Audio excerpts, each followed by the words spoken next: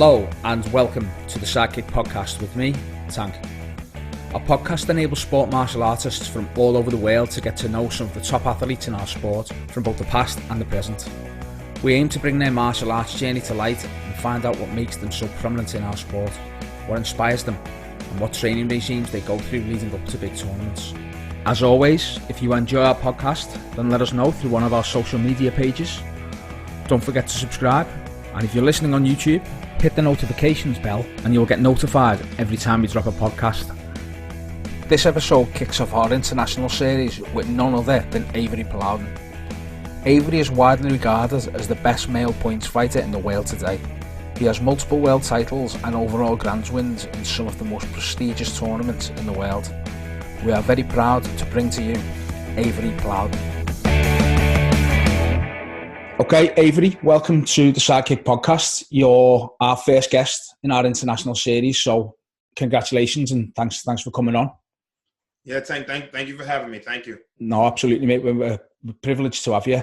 Okay, so for those who don't know, this is our second podcast we've done. The one we done first, the audio wasn't great on it, so we're just going to record again and see where we go with it. Okay, so it's not a secret really, is it, that your dad is heavily involved in martial arts, one of the legends in the sport, as it were. Everyone knows him.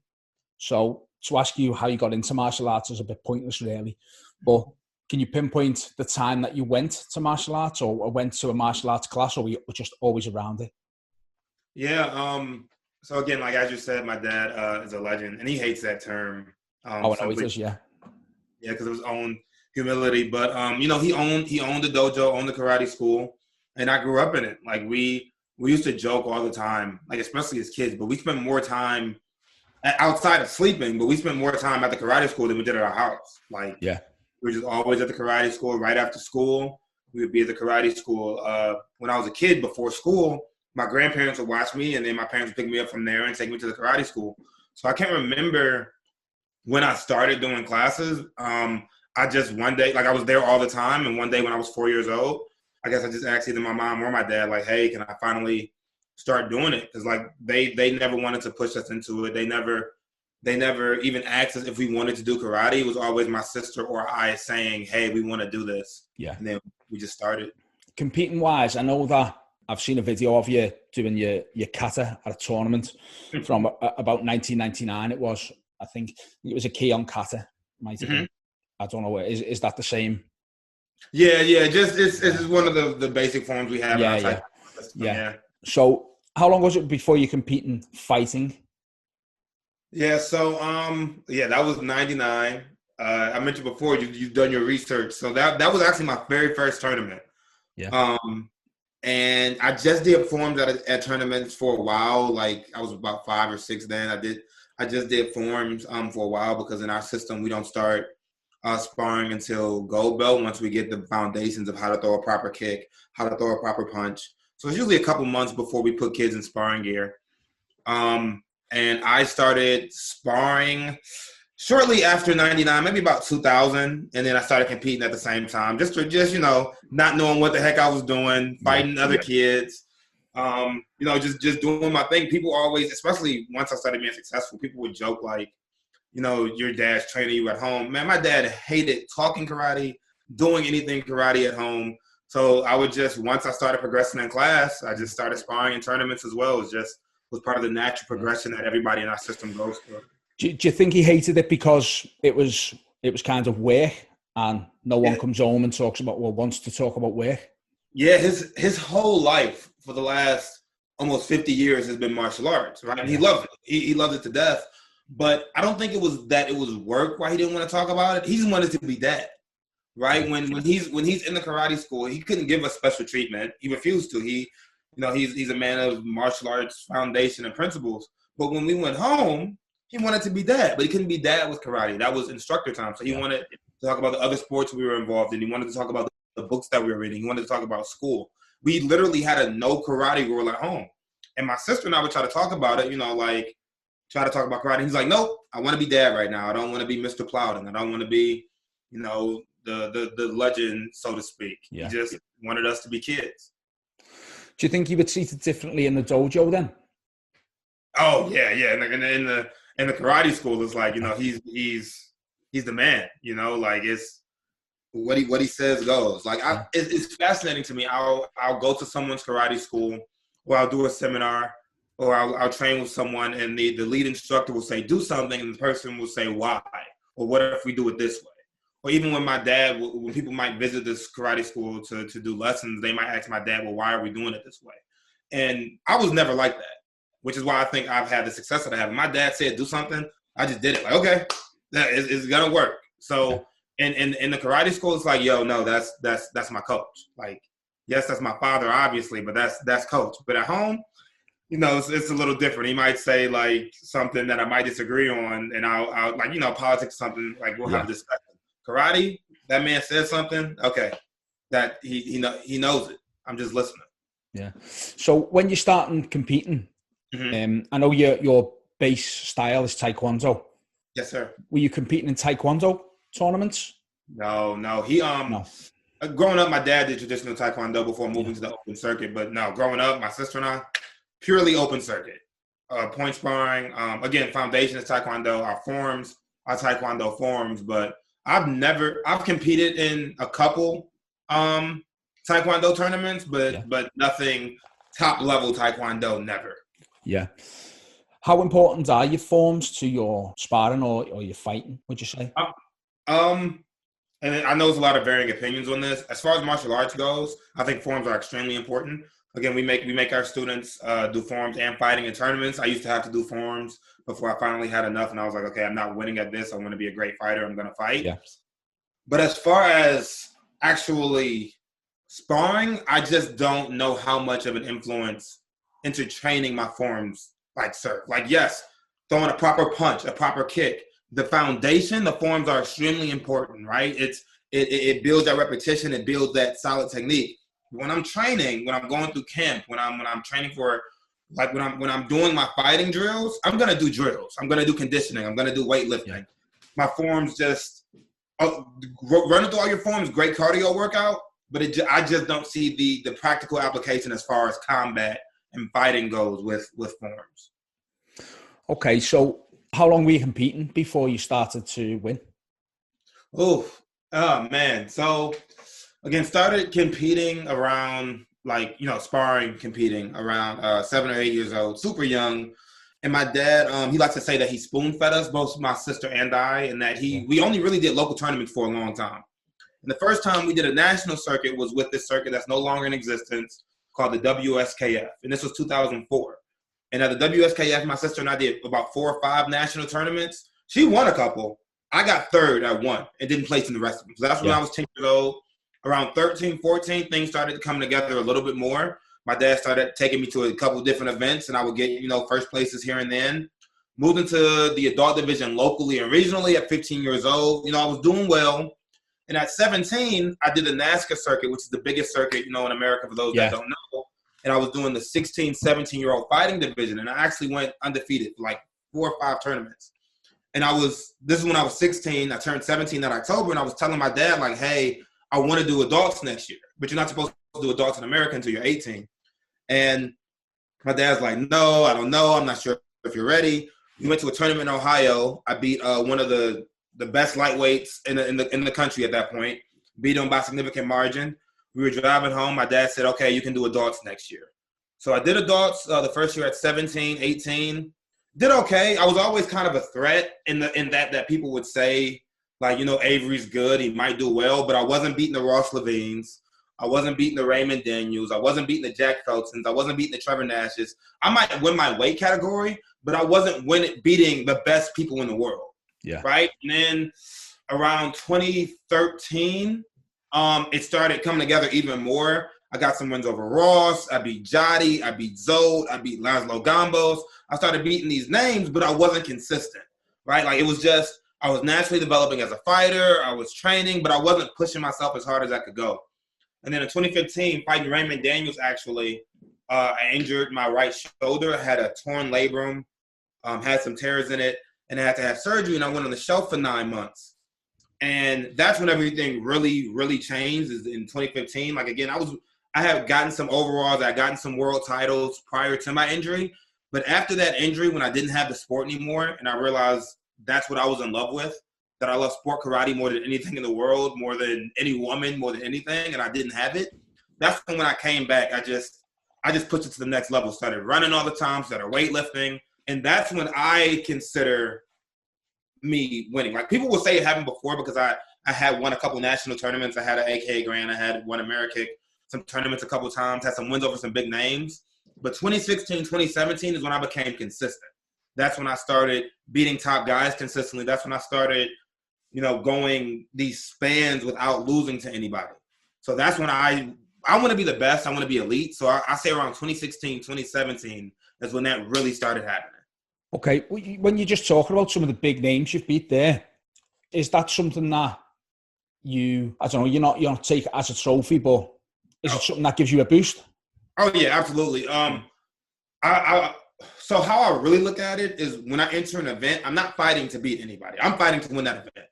I don't care if it's nobody there. I don't care if it's the best people in the world there. I don't focus on one particular person when I'm training, because what if that person's not even there? Yeah. And I spend all my time on this one person.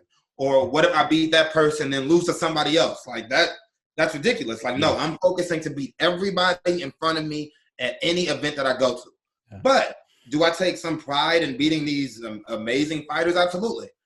Absolutely. Because again, I want to be the best. And how else do you prove that you're the best outside of taking the skulls of other warriors?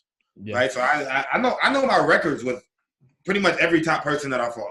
Yeah. I know how many times I fought, and I know the wins and losses. I agree with that. I do the same. I haven't got a world title. I've got six silvers.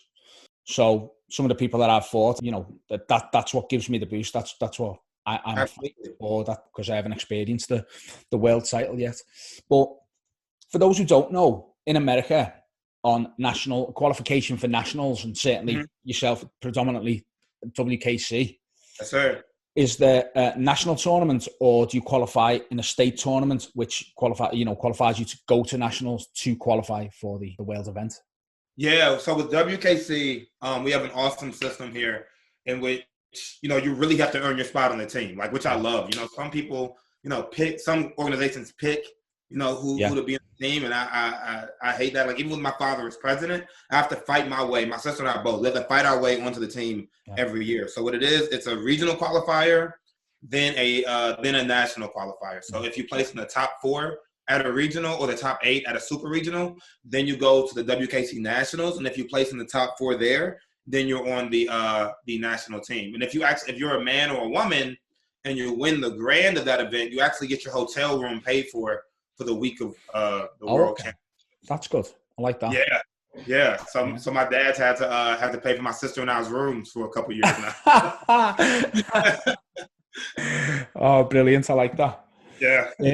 Okay, so as far as qualifications for nationals goes, what was your first world championships? Oh man, so you actually reminded me of this on the last time we recorded, which impressed the heck out of me. So the first WKC was in 2009, and that was my first one. It was the first one we ever had. My dad's first year being president. Our team wasn't very big at all. I mean, I don't even know if we had 20 people, because we were just getting started. Yeah. And I lost my first fight. Right, lost my first fight there in 2009. Lost my first fight in 2010 in point sparring. In 2012, I got a bronze. I lost to Marcus Lewis. Awesome fight. I didn't win my first world title until 2014. So I had been to worlds 3 times, and I didn't win until my fourth time. And people always give me a claim like, oh, like, you've always been a good fighter. That's not true. Like, even if I've always been good, which I am more than appreciative of, it took me 4 world championships to win a world title. That's why I tell nobody to ever give up. Like, you don't know when it's gonna happen. Yeah. Like, it's just, we can always improve. Always. That's something that Jody always talks about. Like, you can always get better. And so it took me 4 world championships before I won my world title. I haven't looked back since. Knock on wood, I've won every world championship I've been in since then. But that was my first WKC world title, and then I have a few ISKA US Open world titles. Yeah. How does the US Open, the ISKA, differ from a World Championships? So with the WKC World Championships, again, it's amazing. Not only because you get to represent your country on a national team, which is just so unique. Like, you're not wearing the uniform of your school team or your sponsor. You're wearing the uniform of your country, and that's just so unique and great. Yeah. But there's some politics in sport karate, like with all sports, and we can't avoid it. So there's some people that don't do WKC because they're affiliated with other world organizations, and that is what it is. But at the U.S. Open, I get to fight people from all those world organizations, right? Regardless if they're with WKC or WKA or WACO or WKU or not with anyone, I get to fight anyone that decides to enter that event, and I love that. And anybody that I get to, and I want to fight everyone, right? That's just the kind of mentality that I was built with, that was instilled into me. Is you want to fight the people that people say are better than you. So any event that gives me the opportunity for anybody to enter, it's a great thing. And then with WKC, just representing my country with USA on my chest, that's a great thing too. When you go into these tournaments and sometimes you get beat, do you understand that? Or not, do you understand? Do you know that sometimes there are going to be them off days and you are going to get beat? Or is it literally, I want to go and I want to win every time, and that anything else is not good enough? Anything else is not good enough. I mean, don't get me wrong. There are times where, like, I'm on the airplane, because I take losing very badly. Yeah. Like, I take it horribly. Like, I'm just, my father has told me, you're a very good winner, because, I'll win. Like, I might scream, but I'm not going to showboat or anything. I'm just going to be happy and then go about my business and be humble. When I lose, I fester, right? It bugs me. It bothers me, because it's like, what could I have done better? Do I understand that there are just those days where you're off? Absolutely. Absolutely, 100%. But again, how I was built, what was instilled in me, is that I have to be so good that even when I'm off, I still won. There are plenty of tournaments where I feel like I fought like trash, like absolute trash, but I still won. And I'm happy with the win. Like, of course, I go back to the school and work on what was wrong. But I'm happy with that win. I'd rather fight like trash and win than look phenomenal and lose. The winning is what matters to me.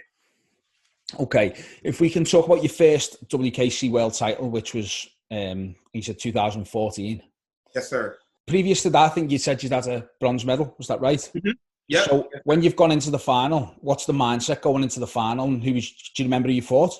Yes, I remember who I fought. I fought an American named Nathan Thorne. Yeah. Yeah, no, I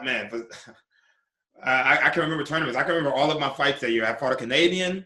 I fought another American, Ross Cook, who hasn't been around for a minute, but Ross is extremely talented. I'm sure you know him. We had a very close fight. And then in the final, I fought a veteran American fighter from Minnesota named Nathan Thorne. And, with the World Championships, you get a couple days in between to rest. Yeah. So because it was another American, my father actually wasn't coaching me. My sister was. And my sister's brilliant. As physically gifted that she is. Nobody talks about how smart she is, which irritates the heck out of me, and that's a conversation for another day. But she's a brilliant fighter, brilliant fighting mind. So just beforehand, we talked about what I would do against Nathan. God bless him, but it was just a bad matchup for him, just because I enjoy fighting kickers, especially kickers that I outweigh.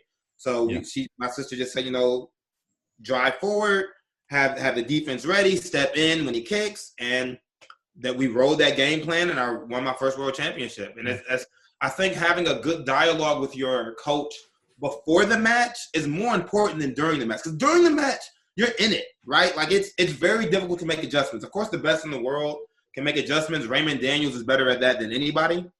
But when you have a good mind that you can converse with right before, get a game plan, and then go into it, that's when everything really comes together. Okay, so when you go into these tournaments, and obviously you're going to win your section, how aware are you of the grands or the open weight section? One fight at a time.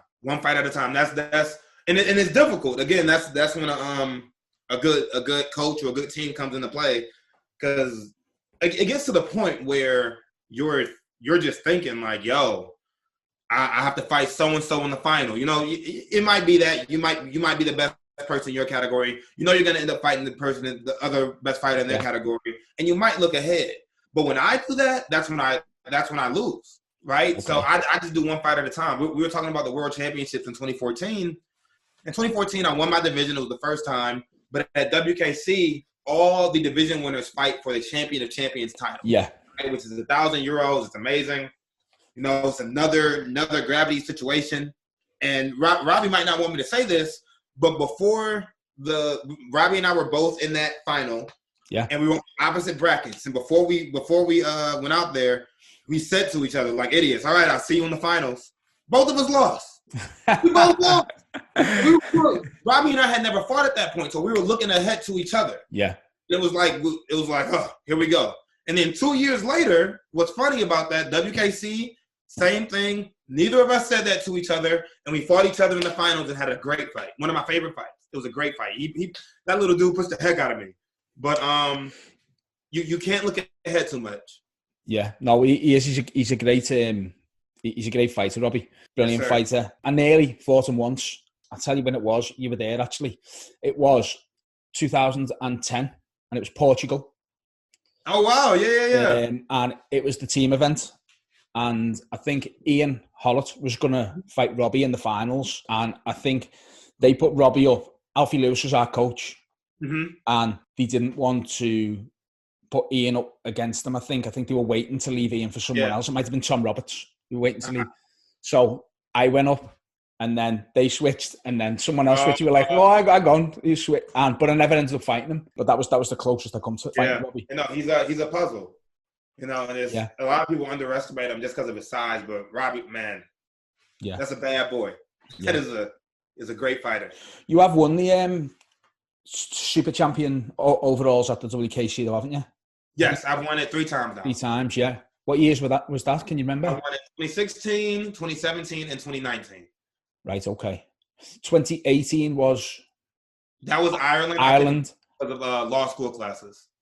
Yeah. It was an Irish... Team Barry won that year. It was Team Barry, yeah. Yeah. Was. Team Barry, you won it. He's just been signed to the UFC. Yes, sir. Yeah, and same. I think it was the same day as his wife Shauna had the baby.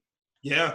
So great news for them. Okay, when you're over in America, or when you're coming across to WKCs or the Europeans are coming across to yourselves, how do you think the European and North American fighters, Canadian and American fighters, differ? And when you're fighting, is there a different game plan? Or are you just sticking to the person as a fighter rather than the person as a country, if that makes sense? Yeah. So, man, the styles are definitely different. Like, I don't think anybody can argue that. Like, obviously, it's all point fighting. But, you know, the North American have a particular style, and the Europeans have a different style. And I don't think one is better than the other. I'm not one of those people that want to, you know, trash any particular style, European style or American style. But I personally just don't change up anything I'm doing simply because that's what I've been taught. Yeah. Right? Regardless of what country someone's from, regardless of what school, what team, I'm going to fight based just off how I'm just going to fight my fight. I'm gonna, if they blitz at me, I'm gonna counter. If they're kicking, I'm gonna be ready. I train to be ready for any situation. I'm smart enough that I can adjust to different people's styles, but I don't have an active thought like, okay, I'm a European. They're gonna throw lead hand jab. You know, that's when you get to thinking too much. Do I have a counters for lead hand jabs? Absolutely. Is that gonna stop me from throwing my kicks? No. Is that gonna stop me from throwing my blitzes? No. I just have to be adept and good enough at what I do that no matter who I'm fighting, I'm able to win. And it's worked for me so far. So that's just what's been instilled in me, and that's just what I'm gonna keep rolling with. Okay, so we've just spoke about Dean Barry going to the UFC, and I know in 2017 you were part of Tyron Woodley's camp. He is the UFC 5-time welterweight champion. Yes. So how did that come about? So, man, honestly, like everything in my martial arts world, mostly, at least I say mostly, he disagrees, but mostly because of my father. It's there's a young man named Arnold Troy. I think I'm getting that name right. If I'm not, please forgive me. But he messaged me on Snapchat. No, he messaged my father, actually. Messaged my father like, hey, Tyron's fighting Stephen Wonderboy Thompson. This is during the first fight between Tyron and Wonderboy. And we would love it if Avery could come out and be a sparring partner because he needs karate guys to fight. At that point, I was just starting law school. I couldn't get away. So I was like, Dad, there's no chance. Like, I have to get acclimated to this work. I can't just go away for a couple of weeks, being somebody's training partner. The next time, I was much more acclimated to law school. I had just way more time. And Arnold hit me up via Facebook like, hey, we would love to have you. And then Tyron actually messaged me on Snapchat like, yo, man, I could really use, like, some karate guys to spar with. I heard you're very good. Like, I heard, you're the world champion. Like, I would just love to do that. And I'm like, all right, man, like, I'm competitive, right? So if I get the chance to spar against a world-class athlete competing at the pinnacle of combat sports, like, I can't pass up on that, especially if I'm getting paid to do it. Like, that's awesome. Yeah. And then one of Tyron's main coaches, his stand-up coach, Duke Rufus, is a former sport karate fighter. Like, he made his name in Muay Thai. He was an amazing Muay Thai fighter, and that's what he teaches. But him and his family did sport karate tournaments, and he talked to me about how he competed against my father, and his brother competed against my father, and showed a lot of respect for our activity. A lot of respect for it. Duke said how we focus on hitting without getting hit should be the central core of all combat. Yeah, and it's very complimentary. And I love that because so many people try to trash point fighting like we don't know what we're doing. Boom, we do. The vast majority of us that compete at a high level absolutely do. Yeah. Look at Dean, look at Raymond, look at Michael Page. We are able to fight. And being able to train with Tyron, being able to stick with him, to hit him, for him to hit me and I could take it, I loved it. It was a good time. It was a great experience, and I'm very happy that it happened. Okay, so if we can move on and speak about team impacts. You travel all over the world with them. Most of the time, you're winning your individual section, but how important is it fighting in that team event with them? Oh, very important. Very important. When I go to events, when the team goes to events, literally what my dad says is, as a team, we have to come back with the open weight, all of our divisional categories, and both the men and women's teams. That's not an aspirational goal. That's the expectation. That's the standard. Because when Impact was formed in 2012, the team was Ross Levine, Jody Tension, Morgan Plowden, Troy Benz, and myself. And Troy and myself were establishing ourselves, but Ross and Jody were already established. My sister was like starting her peak, which she's still at, of being a consistent dominant woman fighter. And fighting with Ross and Jody, the expectation was, yo, we're gonna win. Like that's what it is. Jody was coming out of retirement, but Ross was the best in the world. And the expectation was we're winning. And since 2012, that hasn't changed, regardless of how the rotation of the team has changed. Jody will hit me up like, yeah, you finished the drill, meaning I won everything, open weight, teams, individuals. Ross still texts, even when he's not there, like, yo, I want in the team group chat, like, hey, I want everybody to take all the divisions, the grand, and the teams. So that team event is extremely important. Yeah. I've won team open weight and division, and that's the only time I'm happy. Even if I get open weight individuals, I'm walking away with a couple $1,000s in my pocket. If we lost that team event, I'm pissed. That happened at the AKA, the only national tournament that we really had this year in America. No, that's not true. There was one in California, but the AKA Warrior Cup Grand Nationals, I won open weight, I won individuals, I won the Warrior Cup, and we lost teams. I was pissed, right? Because I should have, and not at my teammates, because right now I'm fighting with two excellent guys. We know they're younger, but I should have been able to pull it out. I want that team event. I want it. I don't like watching other teams on stage take my trophy. That's my trophy. That's my money. And we didn't win it. And I want us to every time, because I genuinely think that Team Impacts is the best sport karate team in the world. What do you prefer fighting? Do you prefer Team Impacts, or do you prefer fighting on the team event for your national team? Oh, it's so different, right? Like I don't know if there's really a preference thing. Like, because with Team Impacts, I'm only going to fight at open events, whether it's an international open event, whether an international open event in Europe or an international open event in America.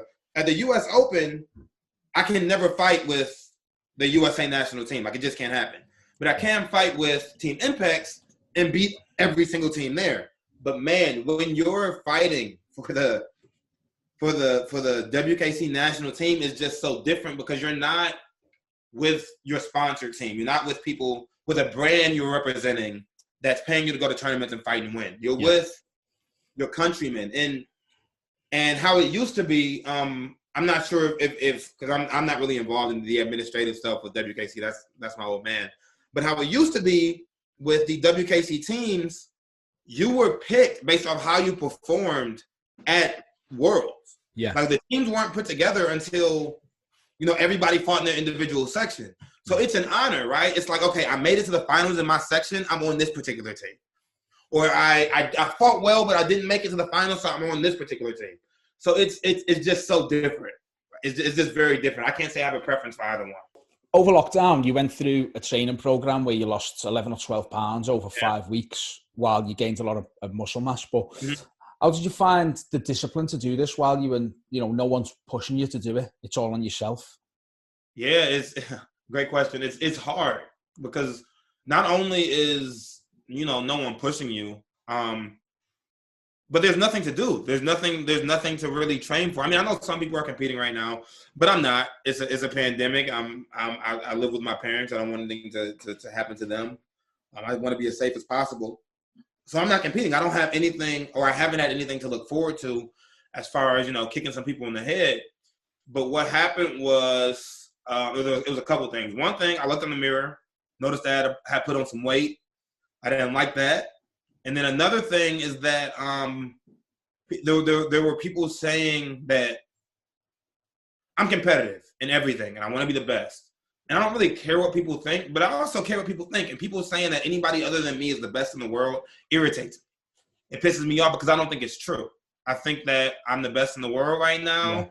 I think that I'm only going to get better. I'm 27 years old. My father always says he did his best competing after 30. I'm in my career right now, so I'm able to delegate my time a little bit better.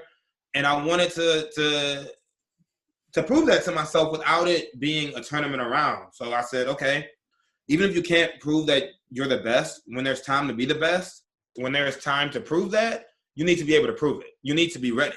Yeah. And so I just started running every day, started doing drills every day, started lifting every day, and I was consistent with it. I was clean eating. I'm back on that, because with this vaccine and everything, I just know tournaments are about to be back. And I don't want to be where I was at the AKAs this year, right? And I fought well. I won. Yeah. I won my open weight and my division. I won the cup. I did well, but I want to be levels above that, right? I want to be a monster. And so that's what that was all about. Like, just if I want to be a monster, I have to look like one. I have to train like one. I have to eat like one. I have to really take it. So if I want to be at another level, then I have to take it to another level. So is there a fighter whose level you want to get to? Is there someone you're looking at thinking, I need to get to that level? Oh, man, it's always Ray. It's always Ray. I don't care what any. There's just he was just special, and I grew up watching him and not wanting to be him. I don't want to be him. I want to beat him, but he doesn't fight anymore. That's like the one goal that I've always had, was beating Raymond. It just is what it is. He's just a legend. He's the best to ever do it, and I've always wanted to beat him. So, as far as that's who I want to be as dominant as, just because it was him. Like I've won. I get a kick out of winning the events that my father's won. I get a kick out of that. Like when I won the diamond ring finally this past year, I was very happy because he had one. When I won AKAs this past year, I was very happy because he had 2, and now I have 3. So that's just competing against him, comparing myself with my sister, because she's just so amazing. It's also great. But it's like, I don't want to be anybody, but I compare myself to the best in the world, and that's Raymond. Yeah. But I always, my older cousin is Raymond's age, and they used to fight. Yeah. So I was never a fan of Raymond. I was always a fan of my cousin. So, but you can't deny that Raymond's the GOAT. You might still get to fight him if he comes out, and I think he went on at. I would love it. Yeah, I think he fought on a team event in the Irish Open last year. Irish Open this past year, yeah. Have you been watching any of the virtual fight tour or Pro Point? Yes, I've caught Jesse. Jesse Ray's amazing, huge friend of mine and of the family, and I'll always support him. And I think what he's doing is very cool.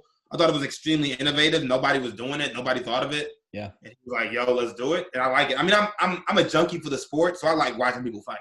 Yeah. So I've definitely checked it out. Pro Point, I didn't watch this pass card. I'm a little cheap. Didn't want to pay $35. But I watched the one before. Yeah. Because one of my students, Ronald Zabala, was in it. Okay. So yeah, I watched that too. Very good, very professional. Yeah. Awesome. I know at the moment you're not competing, but in the future, is that something you would look to fight on? Yeah, I mean, I just like to fight. Yeah. I like to fight, but the concept of tournaments that I love that makes our sport so unique than every other sport is you get to fight everybody there that's in your division, right? It's not a set thing where everybody's wondering, okay, who will win between this person? Like who's the best, right? Like with set fights, you're kind of wondering like who, even if it's just set in the weight category, you're wondering who's the best. And I want to fight everybody. But if it's offered to me and it's safe and it's the pandemic and the pandemic is over, I'll talk to my father, obviously, because he is the arbiter of all of my sport karate decisions. Yeah. He simply is. And I don't want to give the wrong impression. He's not a tyrant. Most of the time I tell him something and he doesn't respond at all. Like I told him, like, you asked me to do the podcast and he just didn't say anything. So I was like, okay, he doesn't care about this. But with certain things, I just have to ask him, right? So if it's someone, is that just not because he's your dad, but he's your coach as well? Yeah, it's respect. It's not just he's my father, and it's not even just he's my coach. He's also my instructor. Yeah. He like, it's not like he's the coach and he sends me drills to do, and I got picked up on his team. This man literally raised me from white belt to black belt and has made me into everything that I am. It's all him. Yeah. So I have to respect that. And it's like, if you don't, I have to ask, do you think I should do this? And if he says no, then I'm not doing it. Okay, so I know you fight on all different tournaments all over the world. Is there a tournament that you would say the hardest tournament you fought on? Man. I can't say one because it's so interesting. Like, there's been tournaments where, like that U.S. Open that I talked about in 2013, right? On paper, that's probably the hardest competition I've had. I fought Roman that day. I fought Zolt that day. I fought Laszlo that day. And then I fought Richie that day. And that's who I lost to in the Final Four was Richie Veras. Right? But I beat Roman, Laszlo, and Zolt that day. But I was relatively unknown, at least to them. Yeah. So, that played a factor. And I've had harder fights than those fights were. Even with those guys, I've had harder fights. It's just, it depends. Like, it depends on how on I'm on. It depends on how on the other person is. And every tournament is different. I've had fights at the Diamond Nationals that were super hard one year, and then I've had a cakewalk the other year. So it really all depends. Honestly, Worlds is the most physically trying event because it's over a week. Right, and you're not just fighting in multiple categories, but you're also I have to coach my kids, right? I have to support my teammates, and it's a lot of karate. It's just 1 week nonstop of karate. As much as I love it, it's physically taxing. Yeah. And so maybe this past year, 2019, was probably the most physically taxing I ever did because I did the Diamond Nationals. It was 1 weekend Diamond Nationals. I think I had 7 fights, won that. Then the week of WKC into the weekend, all WKC. And that Sunday and Monday, my sister and I were dying. We were like, oh, what's going on? So that's probably the most physically taxing tournament, but every year it kind of varies based off who's there. I know we don't have an off season. Maybe some people will have December off, maybe. Yeah. So do you train the same all year round, or do you do extra training for specific tournaments? Oh, man. So, yeah, like you said, like my sister and I never really stopped. Like, in December, I'll probably stop running. I'll stop lifting just to give my body a break. But I'll still be doing drills, right? I'll still be drilling because we still have the school. We still have a business to run. So while we're doing that, I'll still be doing drills. But there's definitely an uptick in the training. There definitely is. It's not for specific tournaments. It's more so for specific seasons. Like January to March, on our schedule, we have a decent amount of events. So I'm going hard those months. Then we have a little bit of a break. And then like May to August is another bunch. And then maybe a little bit of a break, a couple weeks in September. And then there's Worlds and Diamonds to prepare for. So there's more or less 3 big seasons where like I'm really pushing and giving myself a little break, then really pushing and giving myself a little break. Because like you said, unfortunately, our sport doesn't have an off season. And honestly, it probably needs to, because we're world-class athletes. We train like them. We eat like them. I mean, Jack Felton is the perfect example. You never see Jack get tired. I would love to see how Jack trains, just because I know it's like a professional athlete, because that's what he is. Yeah. And to do that for 12 months of the year is hard. Yeah, it's not feasible. Yeah. It's not feasible. What I do to lead into the WKC World Championships, how hard I push myself, the weight I get to, how slim I get, I can't do that every for 12 months out of the year. So it's, I think that's maybe something for the leaders of our sport to think about. Not me, but maybe the old men and women to think about a little bit. Well, I noticed over lockdown, yourself and your sister were training together. I think you were out the front of your house. You were doing sparring drills. You were doing weights. What did the neighbours think? Oh man, because it looks like you live in a nice neighborhood, Yeah, no, they think we're in the suburbs. Yeah. Do you guys use the word suburbs? We don't, but we know what it is. Yeah. So, outside the city, a bunch of family homes and stuff. So initially, when we first started working out outside, we weren't doing karate stuff because we weren't having virtual classes yet. I was lifting, she was doing some lifting and some calisthenics. So they were thinking like, okay, those people, they just work out a lot. So they would comment on that, like, oh man, you guys are always working out. They see us running in the neighborhood. But then when we started sparring, there's cars stopping in front of the house, looking, wondering what's going on. They ask us, like, so do you guys box? And we're like, no, we do karate. So they think it's weird, But I mean, what we do to the average person, like my friends outside of karate, all think it's crazy. So I'm used to it. Okay, so what I was going to ask you about, you're now a graduate of law from Michigan. Congratulations. Thank you, sir. Thank you. How hard was it keeping up with your training and competing while studying and working at the same time? Man, so at university, before law school, I started when I was 17, so I'm like 17 or 21, it was very difficult because I was immature. I was very immature. I wasn't focusing on karate, which again, I look at my injury as a blessing because it made me refocus. But 17 to 21, I wasn't focused. I was in a fraternity. I was focused on girls. I was partying. I competed and I won some, but I wasn't focused, right? But with law school, I was focused. It was honestly easy. That's the most I've won. 2017 to 2020, when I was in law school, I consistently won. And it's because I would go to school, go to classes, come home and study, go train, work out, train, go study, go to class, work out. It was a routine. Yeah. It was a routine. Studying, training twice a day. I was just focused. Luckily enough, I was dating someone that was very understanding and understood what my priorities were. Because it's always, for me, it's how my parents made it. Or no, not how they made it. But how they made it was school is here, no matter what. Yeah. Everything, school is here, now work is here. How I made it was karate was right after that. Fun, girlfriends, friends, that's after karate. But it's work, then karate. Very well. It is a very disciplined way to look at it, yeah. But, you've won 5 WKC World titles. You've got 4 US Open titles. I think you've won 3 Warrior Cups, haven't you? You've won your Diamond Nationals overall title as well. And you're starting your journey as a lawyer. What's your motivation to keep going now? Oh, man, good question. So, mention this. But Jody Tension came and did a seminar with my sister and I and my dad here in Michigan.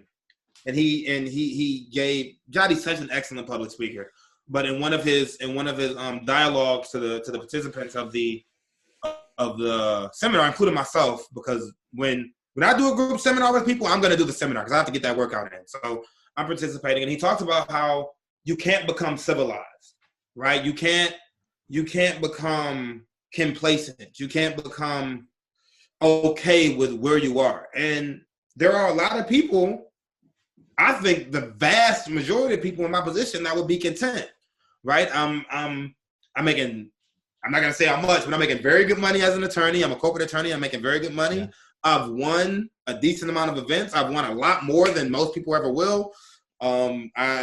People say I'm good or great. I don't know about that yet. We'll see when I'm finally done. But what motivates me is that I know I'm not done yet. I'm not. I still want to fight. I still want to feel pain. I still want to feel victory. I still want people to say, when people say I'm not the best, I still get mad. Right? So that's what motivates me.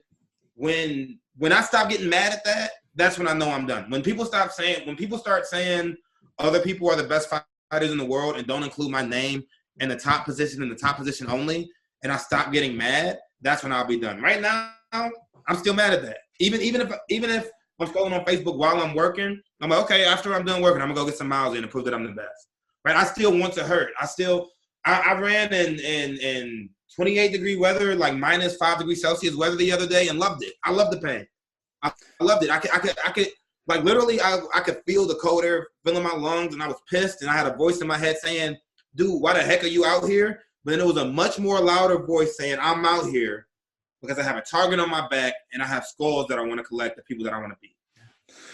Do you aim to reach that sort of legendary status that someone like Jardy or your dad or maybe Ross Levine in the future will reach? No, I don't think about that, man. No. I don't think if it happens, it happens, right? What I want to do is win the next tournament that I'm going to. That's how I look at it. I don't. Whatever people say about me, when all this is said and done, I don't think about it, because the only way that I'll care is if I didn't put my all into this activity. That's why my dad is so content with his. It's admirable, because he is so content with his placement in this activity. People call him a legend. People say he's one of the best in the world. People say that he was an amazing fighter, and I think all of that is true. But he's always like, I was okay. I won some things. I worked hard. But so-and-so is better than me. So-and-so is better than me. So-and-so is better than me. So-and-so is better than me. He doesn't hide behind his losses. He doesn't try and stack his record. He's like, oh, no, he beat me. Like, oh, no, we had a close fight. And he's so humble. And that's because he's comfortable that he gave his all to this activity. And that's where I want to be. I want to be in a place where I give my all. And to be a little bit more controversial, I also don't care, because I think people are kind of stupid. I think that my sister's already at that legendary status, and somehow there's still people that say that she's not the best woman fighter in the world. And I think that's absolutely ridiculous. I think that she's undoubtedly, if not the best ever, definitely one of the best right now. But hardly anybody says it, and that pisses me off. That really does, because she's more than proven herself. No, I think you're right there, mate. Yeah, absolutely. Avery, I think we've come to an end now. Again, thanks for coming back on. For round two. I really enjoyed the chat, and I want to thank you for talking, taking time out of your day and talking with us. It was brilliant, mate. Thank you very much. Absolutely.